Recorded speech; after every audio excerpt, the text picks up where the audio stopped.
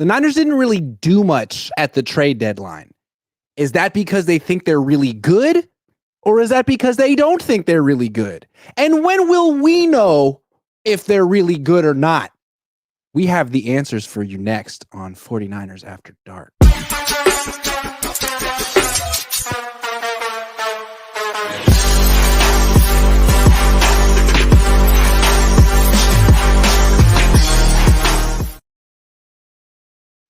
What's up? Welcome to 49ers After Dark. Grant, Cohn, Jessie Naylor. I really regret that our show didn't land on Halloween this year because we could have made it like a spooky After Dark. Like, ooh. But it's spooky nonetheless. The Niners are entering the second half of the season, and they didn't do that much at the trade deadline. Why? Is it because they're so good and they just, all the reinforcements they need are in-house? Or is it because they're not so good? They're having a ton of injury issues, and it just might not be their year. Jesse.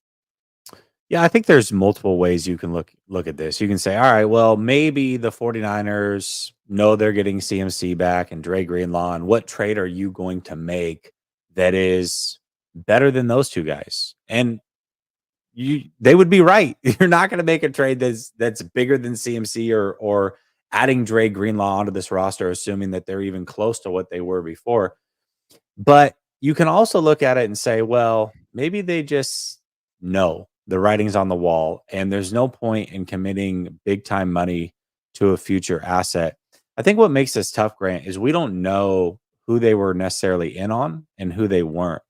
And to me, the 49ers have kind of turned into this team that gets a big name player at the trade deadline. That's what we've come accustomed to. So when you go out and you get Kalia Davis's stunt double, Khalil Davis, then it's a little bit disappointing, because we're expecting something big. And I actually think, with no knowledge for sure, but I actually do think that they were in on a big time player. When that report came out about, and I think it was from Diana Rossini, and I think it's important that it was from her because she seems pretty tapped in with the 49ers. She said there was a team that called on Simmons from the Titans. Justin Simmons. Yes, I believe that was the San Francisco 49ers that made that call. I really do. And I think they were probably willing to offer up like a first and a fifth, and it just wasn't going to be enough for a premier interior player like Simmons, somebody at that level. They're probably looking more for two firsts, a first and a second, something like that. But I believe the 49ers really tried to make a big swing and they missed. And then they pivoted from that point and said, okay, well, we're not going to get a player of that caliber. It just doesn't exist at this deadline. Let's try to fill out the rest of the roster. We do need a player at this position. It's not going to be flashy, but it will help. It will add some depth. And so, although I'm disappointed as a 49er, going from like Justin Simmons to Khalil Davis is like going from, hey, we're going to buy a Ferrari. Psych. It's a Hyundai. but the thing is like, when of the 49ers are always willing to at least try and make that call. And we've heard the stories, we called about Jimmy Garoppolo and then they said no. So we said, what about Tom? Or we called on Khalil Mack. We actually made a better offer than what the Bears offered, but the Raiders just wouldn't trade him to us. And then we've seen them make the big trades, the Fords, the CMCs. So it's not like they were afraid to do that. I really, truly believe that they tried and it just wasn't in the cards. And yes, it's disappointing, but I don't know that it necessarily says that the 49ers don't think they can be contenders. I think that it just says the league wasn't willing to give them what they were looking for at this trade deadline. And they're going to have to find that within to go out and be contenders this year.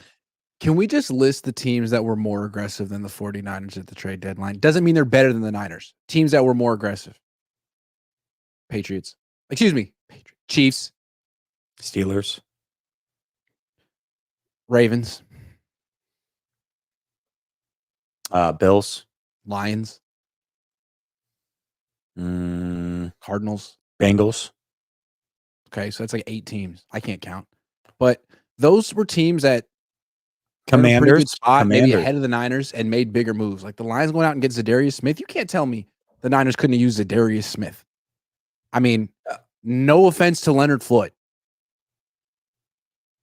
I actually have something to say about that. And did we say Commanders? They got Marshawn Lattimore.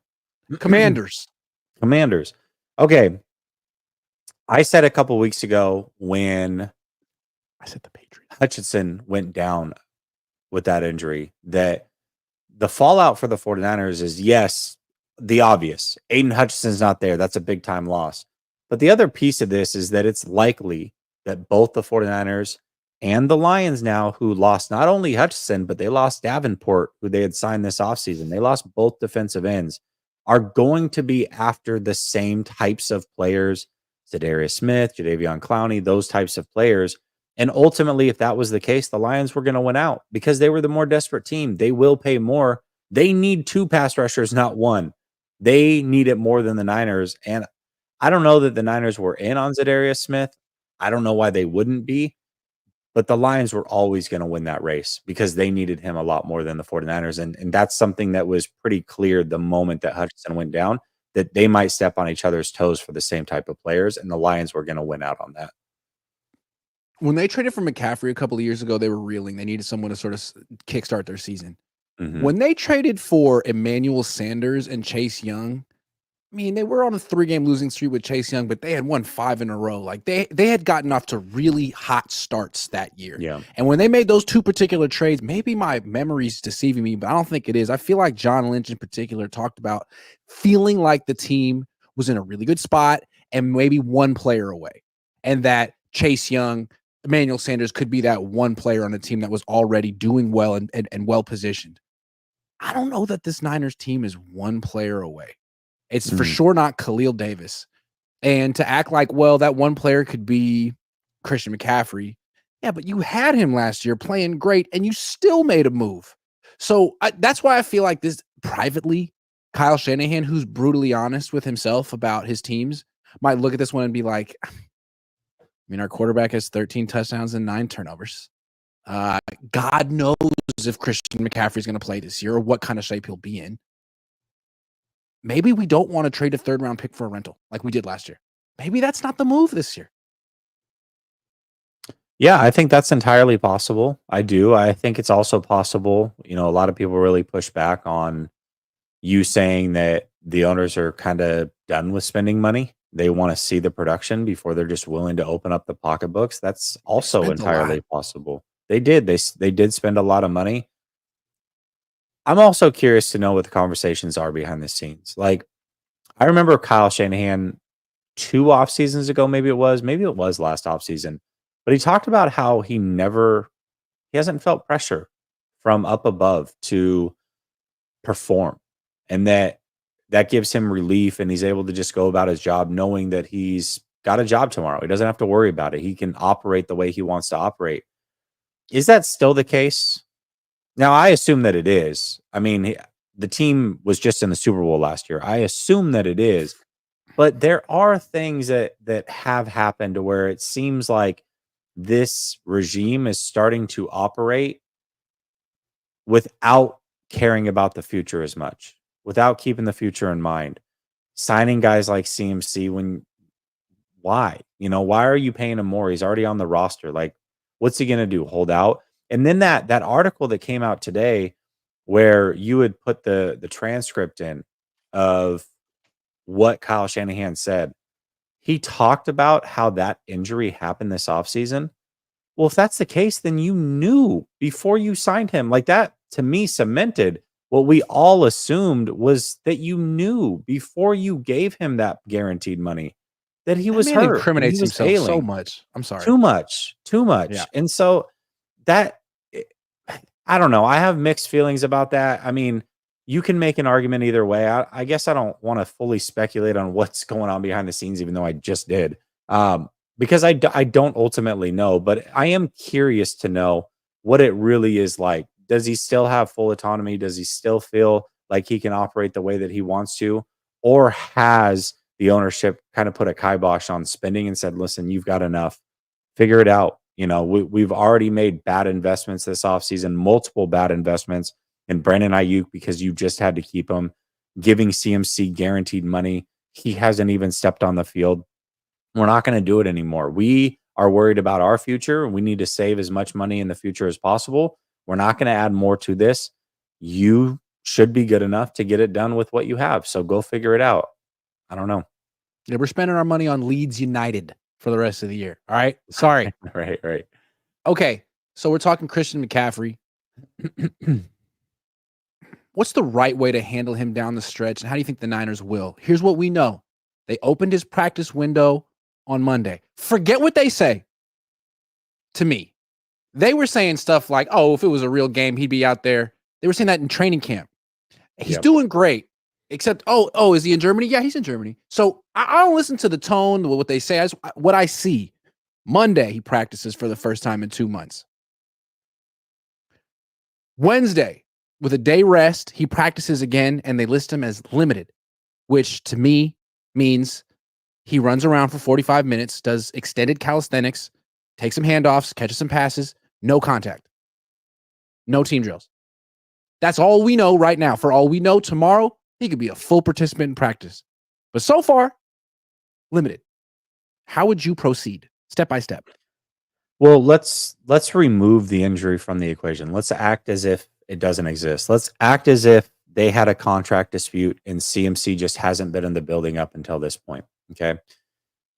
Just the fact that he hasn't played football and they are about halfway through the season, him coming back immediately and just jumping on the field and getting into his old role, he's already at a higher risk for injury just because he's not in football shape.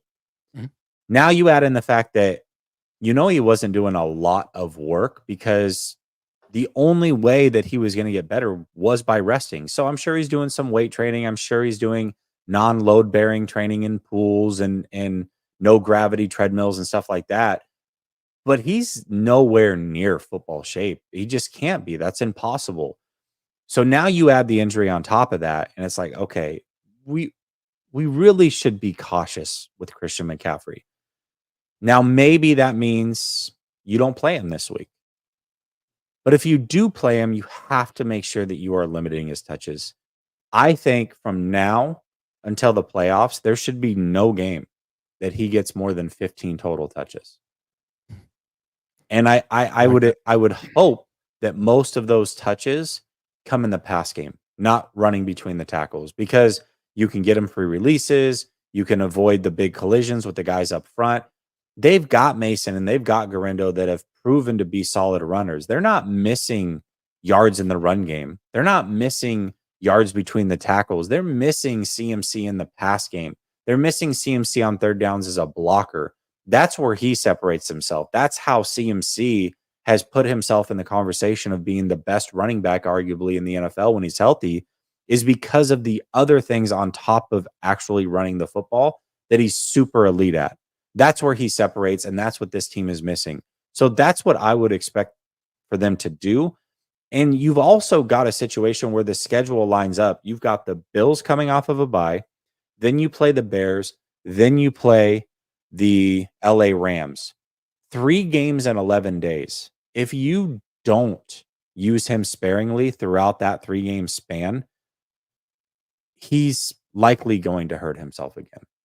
Tendinitis can flare up at any time. You're going to have travel in between there.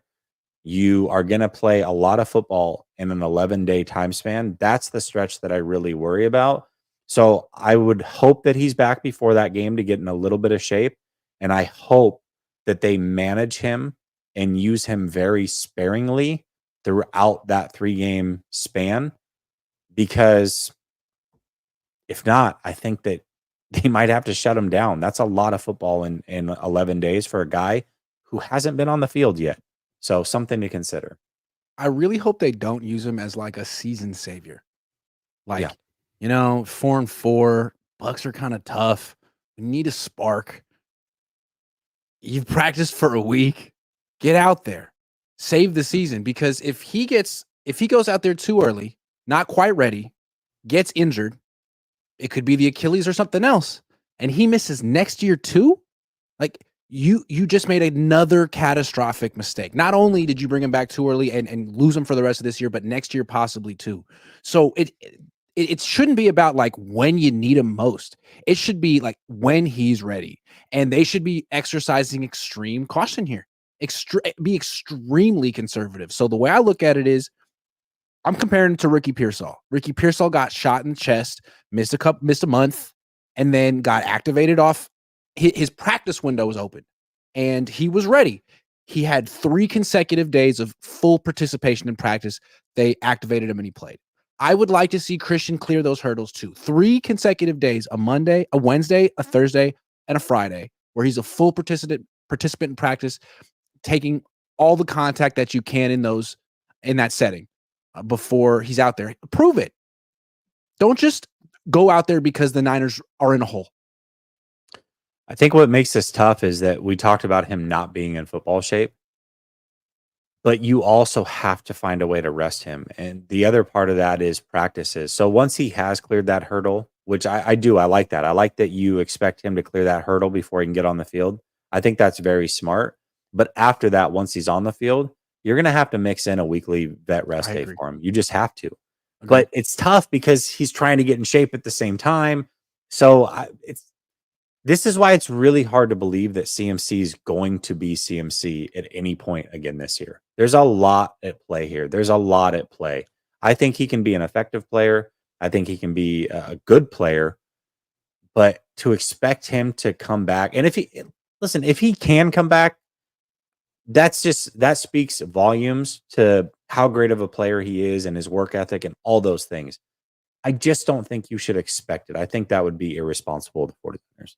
And here's what he can be. Maybe he can be that next year with a full off season. Yeah. But this year, what he could be an elite decoy, like no snark. When he's on the field, he draws all the eyes and he changes the way defenses plays. He'll get more. There'll be two high shells. There'll be more 8 men in the box. There'll be more zone coverage. All that stuff is real. And then he could be like an elite rotational back, not backhanded. Like look at the Bucks. They use Bucky Irving and Rashad White and Sean Tucker and wide receiver. Like they have a whole rotation of running backs and it works. And it's like, there's no reason the Niners can't do that. They've proven that they have 3 good ball carriers who are all different. Teams would kill to have that kind of a combination. Use it. I'm going to look something up. I want to see how many touches Jahmyr Gibbs gets a game. I love that. Because I feel like it's not a lot. Ben Johnson does such a good job of really splitting those carries evenly. Yeah, he's had, let's see, 4 carries. Jahmyr Gibbs is a good comparison. Go ahead. Yeah, so he's had 20 touches once this season. All season long, 20 touches. Yep. He is, right now, with CMC out, the most explosive option in the NFL. Is pass catcher, everything above. I mean, he's that guy right now. And he, second year in the league, has only gotten 20 total touches one time this season. 19 was the second most. And then he's consistently around 15 is basically where he sits at. That's what you do with CMC. And you've got Montgomery, who's basically your Mason. He's the guy that starts the game. Jahmyr Gibbs is kind of your closer, but he's your third down back. You alternate series. That's what you should do. Use that model that's already laid out for you from the Detroit Lions. They're doing it with a second-year player. There's no reason you can't figure out how to do the same thing with CMC, keep him fresh, and allow him to be an elite weapon, but sparingly. Yeah, I mean, that's why you gave him guaranteed money anyway, right? Like, hey, Christian, relax, man. You're going to get your money. You're taken care of. You don't have to go out there and earn your next contract because you're feeling a little iffy about your financial security. He's taken care of. So 12 carries a game. Get off the field. When it's time to come, 12 carries a game and some targets, maybe not even 12, maybe 9, as few as necessary. That's what he needs to do. I like that because that's what's working for the Lions. Well, and we talked about where those touches should come from. Jahmyr Gibbs has had 15 or more carries only twice this season. The reason he got up to 20 touches, it was actually a 13 carry game. It was in week 2. He had 13 carries, but he had 7 catches. Well, listen, if CMC catches the ball 7 times and that puts him up to, 15, 18, whatever, I'm totally fine with that. But the amount of carries that Jahmyr Gibbs is getting is more towards the 11 mark. 11, 12 is pretty much where he's at every single week. It's the catches that will kind of teeter him closer to the 20 touches. I like that for CMC. I like that game plan. All right. Let's check out what they got on the sleeper app for the 49ers this week. Is CMC he is 1.5 anytime touchdowns. I can't tell you how hard I want to smash the under on this one. It's 1.5 anytime touchdowns? Mm-hmm. Oh, yeah, we're going less. We're going less. Sorry, that's just unrealistic, and I don't know. But I mean, there's a lot of suckers out there. Sorry. Purdy. Pass yards, pass touchdowns, interceptions. He's due. Do we have a total yard? Yeah. Total yards? No, but passing yards. What's the number on it? 253? 253.5. Go more. Tampa Bay's defense is awful, and they're down 2 starting corners as well. Yeah, go more. Okay. Cade Otton, touchdown anytime. I feel like he's their legit red zone threat now that Evans is out. It's been Cade Otton, so I would say more. I would agree. Baker. 242.5 passing yards. Do we have interceptions for Baker? Yes. Yes. Hold on. Do we have pass plus rush? Hold on. What's the pass plus rush? Sorry. 260. Go more. He's going to have to do a lot this game. Hold on. What about just the rushing yards? 15. More. That's what I like. I always like doing the quarterback rushing yards. Yeah, more. That's not Roddy White. That's Rashad White. Mm-hmm. Jordan Mason. I wish I had more yards. That's okay. Hold on. Kittle. Receiving. Nope. Combination blocked. Receiving touchdowns. Anytime touchdowns. What do you think? Man, it's so tough because he's going to have to get it most likely from the red zone, and they've been so bad in the red zone. And if CMC doesn't play, I don't know. I'd rather stay away from that one, but if you're going to force me, I'll go less. I'm forcing you. We only have let's get. How about people who I was going to say score touchdowns? McMillan, anytime touchdown. I saw that one on there. I would go less there. Where's McMillan? Less. Right there. Yeah. Okay. Anyone else you would like? How about use check? Less. Boom. Cowing. I feel like that's a less. I mean, I feel like a lot of these are pretty. Conley. Gosh, you can put together a whole ticket on a bunch of fringe players that are likely not going to score. You could, but the odds you get aren't great. It's like basically even odds, but still. Why not? If you get like 8 guys across the league, I mean, that's got to be good return. I mean, we win a lot doing stuff like this, so I'm going to keep it rolling. Submit the entry. Download the app. Use promo code Cohn. Get entered to win a signed Ricky Pearsall jersey. We didn't talk about it, but if they had a Ricky Pearsall over-under on Sleeper and it was like 1 million yards, we would have taken the over because he's going to go crazy this weekend. Why are the Niners going to beat the Bucks? Because Ricky Pearsall's on the team, and you're going to get his jersey if you just download the app and use promo code Cohn. There's a good chance. There's a chance. I don't know about the goodness, but there's a chance. Okay, Jesse. 4-4, third place in the division. Have the 49ers dug themselves a hole too big to climb out of? Oh man. No. I mean, technically they have not, but when you really look at things, this is what makes this season so interesting. Is we've seen them do this before, the 3-5, the 2-4, but when you look at the NFC in those years, the back end of the NFC was not very strong at all. I think this is the strongest the NFC's been, maybe in the Shanahan era, top to bottom, as far as finding 7 teams that can make it. So the way that I see it is it's a race to 10 wins. If you can get to 10 wins in the NFC, you're basically putting yourself in the playoffs. So let's look at the teams across the NFC and who has a legitimate chance to make it to 10 wins. All right. The Eagles need 4 wins in 9 games to get to 10. The Commanders need 3 wins in 8 games to get to 10. The Vikings need 4 wins in 9 games to get to 10. The Lions need just 3 wins in 9 games. The Packers need 4-8. The Falcons need 4-8. The Cardinals need 5-8. And then it comes down to the 49ers, Rams, Bears. They need 6 wins in 9 games. Looking at the schedule for the San Francisco 49ers, to get to 10 wins, they have to go 6-3, playing teams like the Packers on the road, Bills on the road. Bears, I can't take seriously anymore after watching DJ Moore literally walk off the field mid-play. But you've got the Rams, you've got the Cardinals. I mean, it's not going to be easy to get it done. So, no, they haven't dug themselves like an insurmountable hole. But when you really look at this, they're going to have to play perfect football against 3 teams in order to have some tiebreakers. They're going to have to beat the Packers, in my opinion. They're going to have to beat the Rams, and they're going to have to beat the Cardinals. And do I think that they're realistically going to go 3-0 in those games? I don't. And so I think that ultimately they'll fall short of the playoffs because of it. 6 wins in 9 games when you've got 1, 2, 3, 4, 5, 6 teams that have much, much easier paths to get to 10 wins. It's going to make it really hard for the 49ers. So they've got their work cut out for them. They can do it.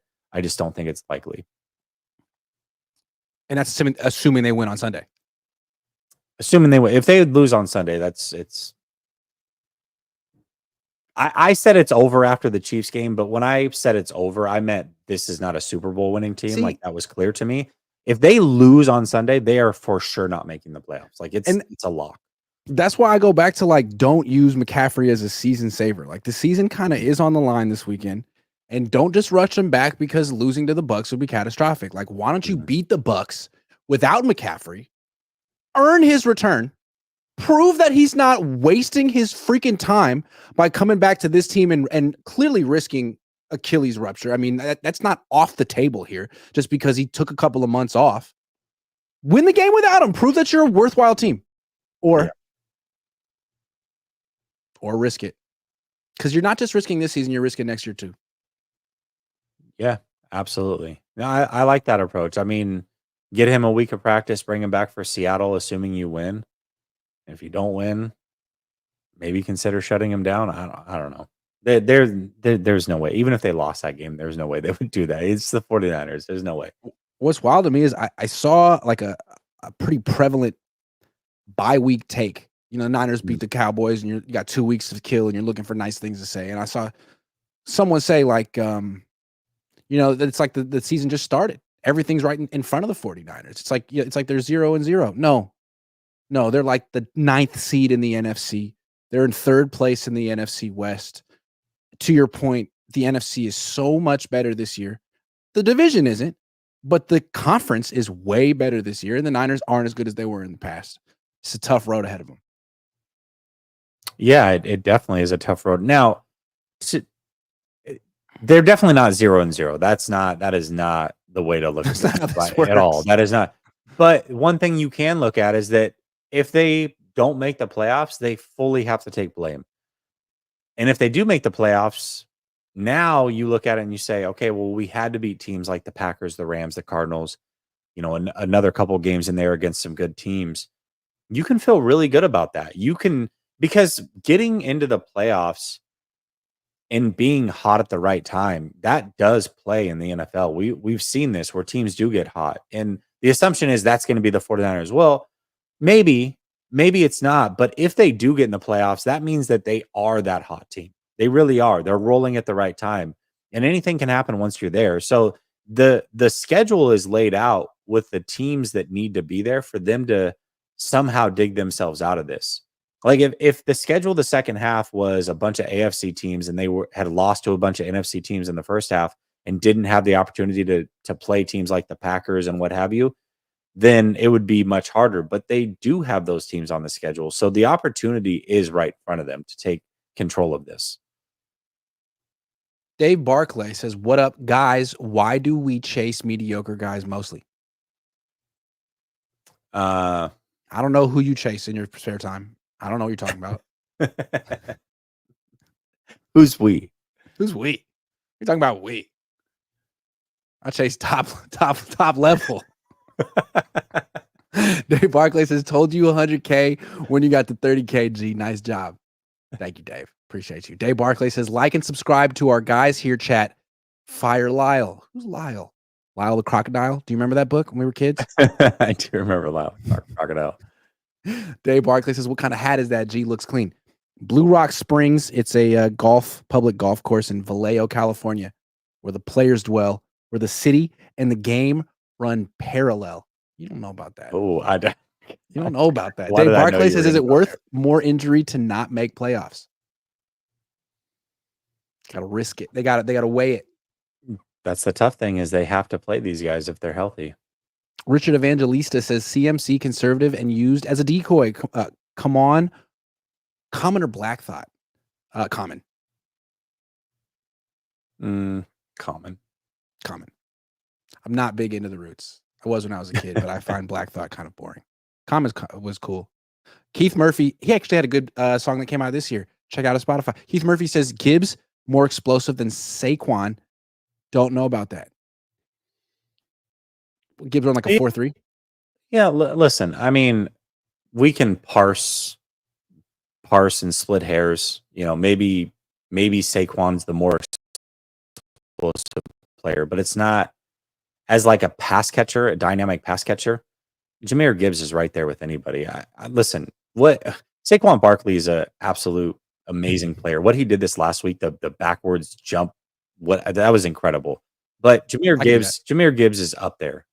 If you want to say Saquon's number one, then Jahmyr Gibbs number two. But the point remains, you can use him like they used Jahmyr Gibbs.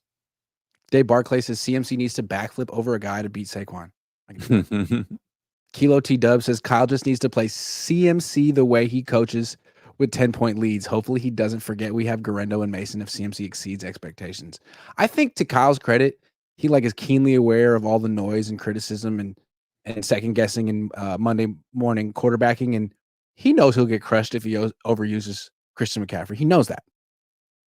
So yeah, if CMC were to tear an Achilles, like let's say CMC tears an Achilles and it's on the heels of 30 carries, yeah, you're gonna get crushed.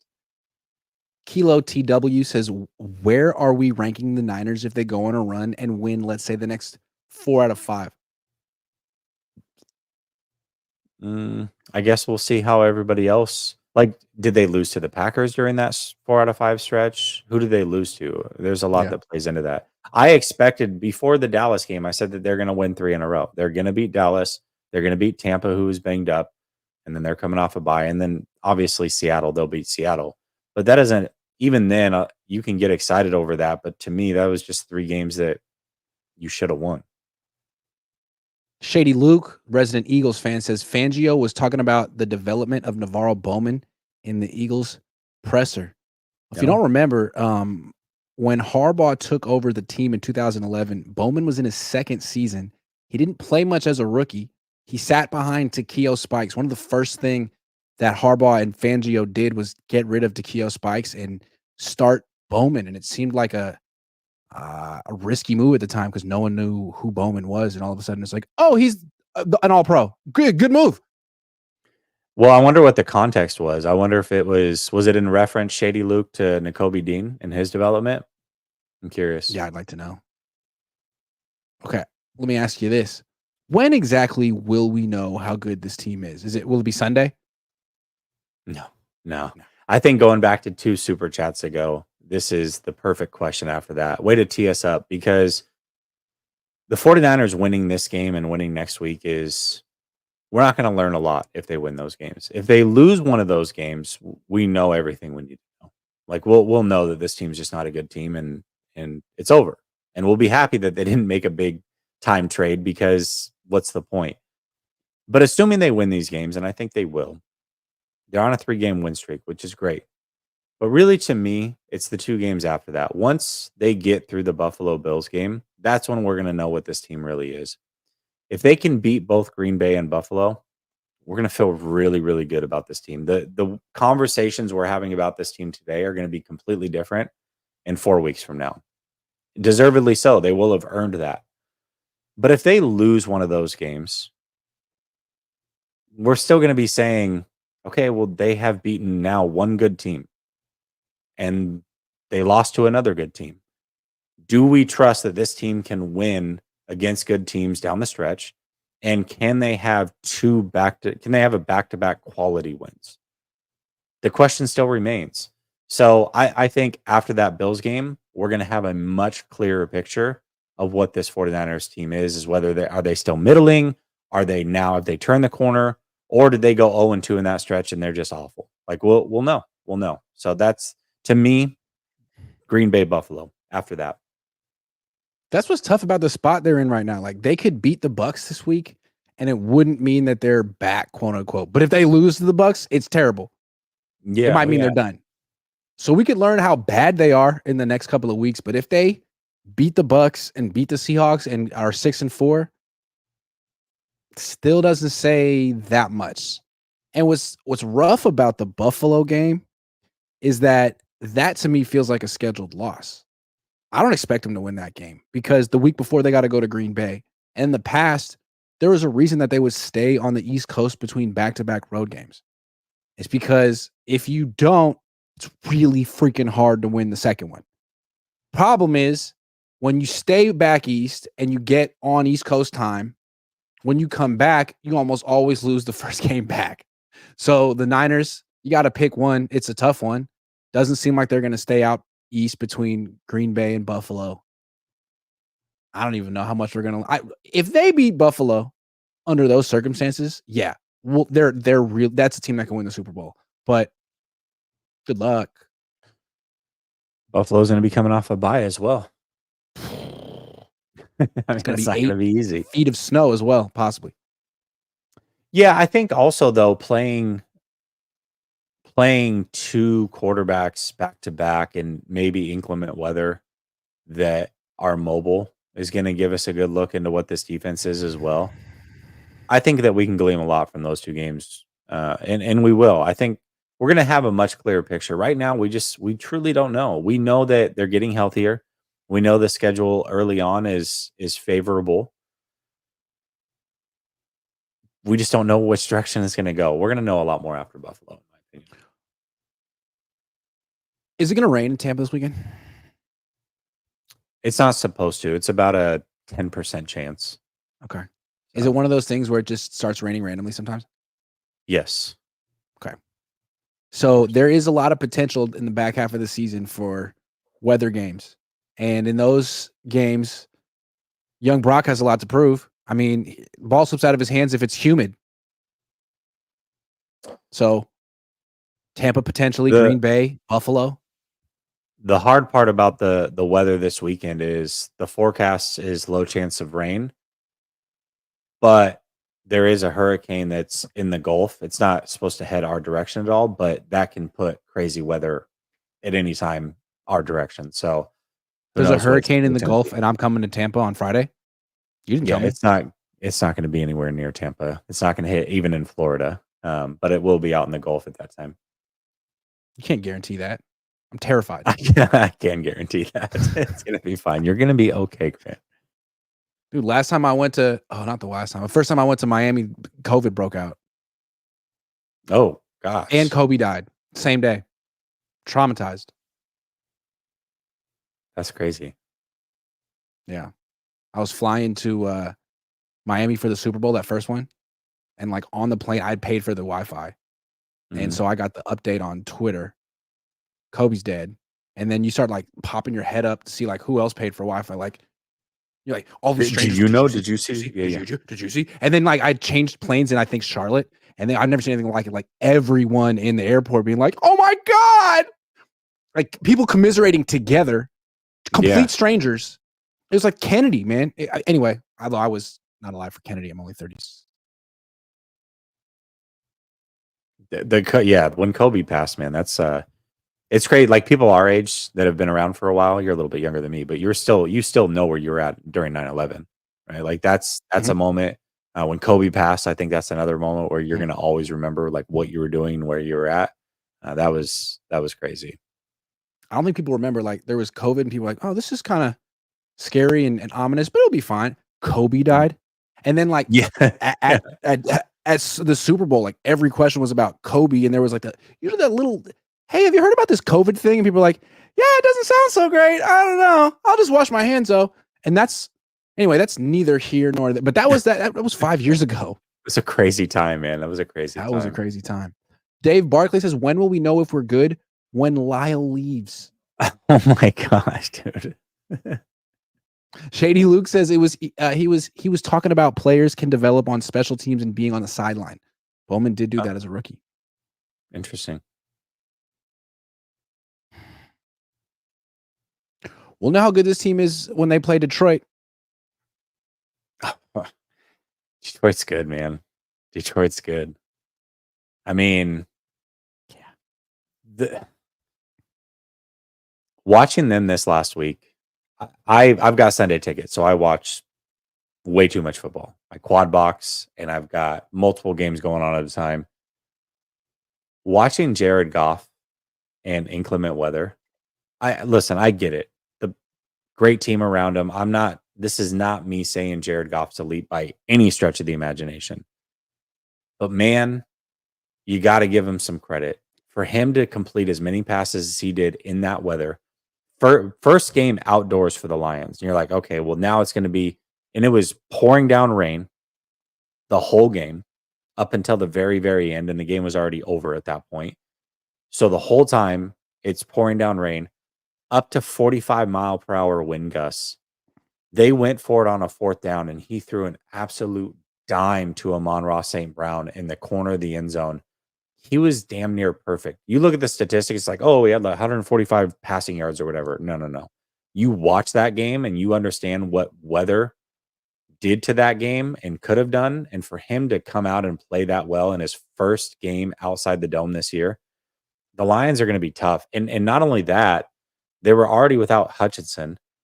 Then they lost their best secondary player due to a bogus hit.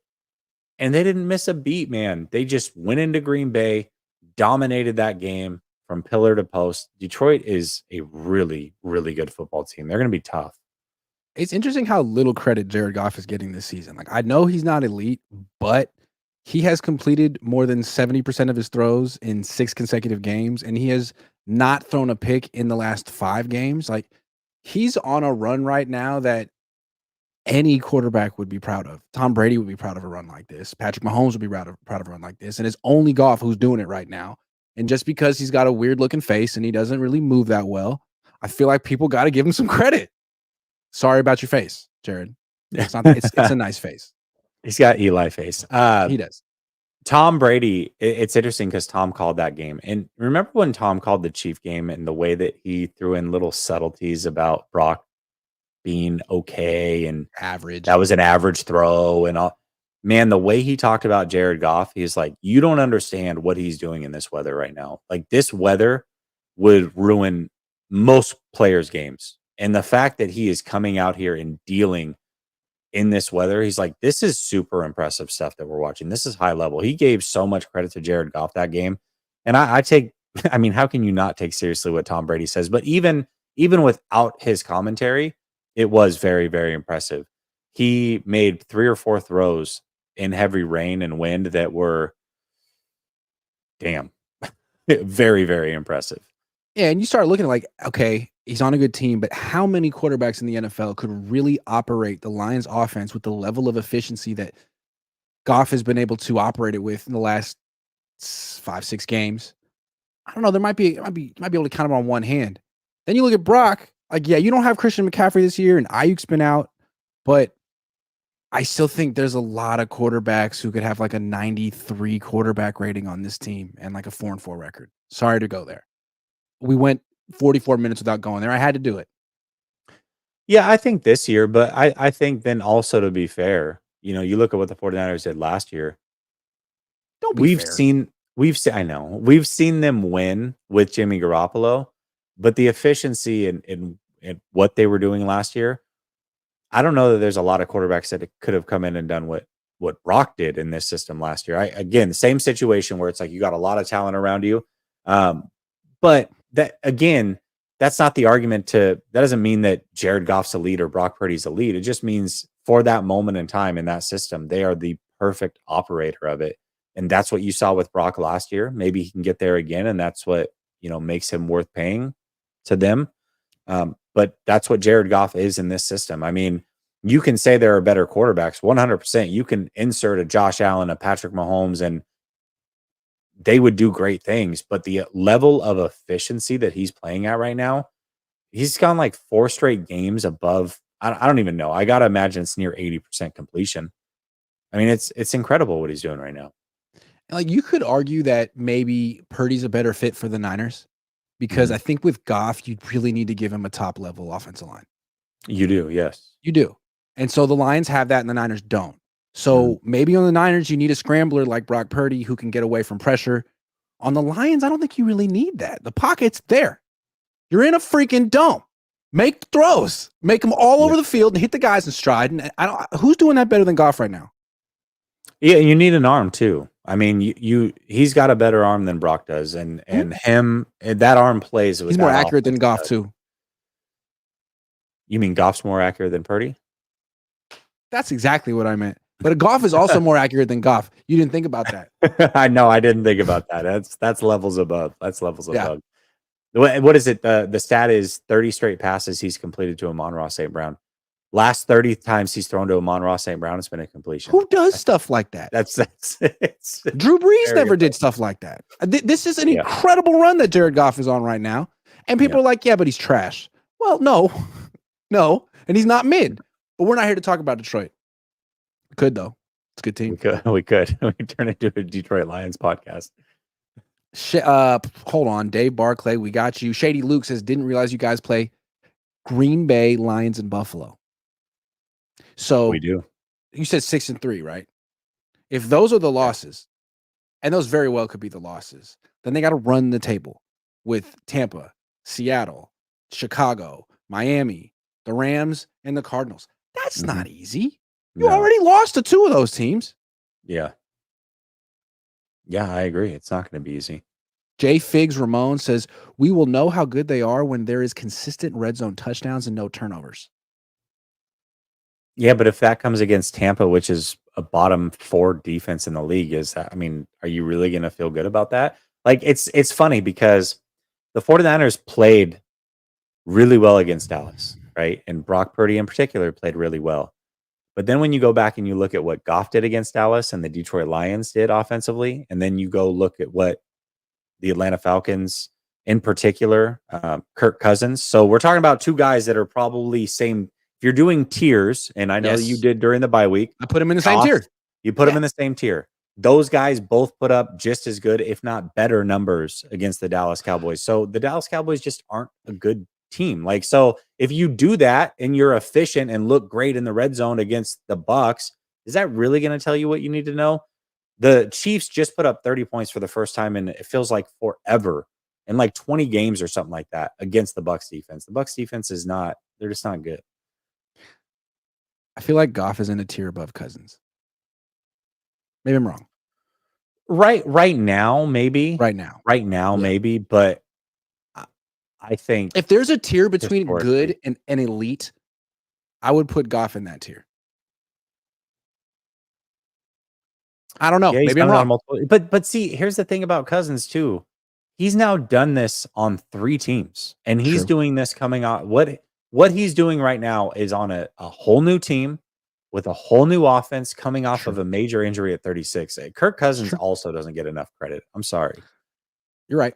You're absolutely right. Shady Luke says, be interesting to see a stat, but it feels like the teams with a 1-2 punch running back rotation have a good chance of going far if you look at history. The Niners have the capability to do that. To have that. 1-2-3. 1-2-3, actually. Yeah. Not to mention Brock, the best scrambler in football. When are they going to install the zone read for Brock is my question. Quarterback draw. Hopefully never. Running between the tackles. Why that's a good football play. There's no reason not to. No, it's not. But he does. But he does add that extra layer with his ability to scramble and his short area quickness for sure. That when paired with this run game, it can be lethal. For what it's worth, on Pro Football Focus, Brock Purdy's running grade is way higher than his passing grade. His passing grade is solid. Running grade is top 5. So, Brock, Yeah. keep running. Yeah. Good timely runs. I will see you this weekend. It's gonna be fun. Yeah. Yep. Looking forward to it, man. We'll talk throughout the week, and I'll see you on Saturday. Yeah, looking forward to breaking bread with you. Yeah. That's one of my favorite bread's always sayings. a good thing. I love Yeah, breaking bread. breaking We're gonna break multiple pieces of bread. Thank you for watching, everyone. Have a great night. Jesse, are you doing anything after this? Nope. I did Behind Enemy Lines earlier today, so I'm done for the night. Enjoy it. Thanks for watching, everyone.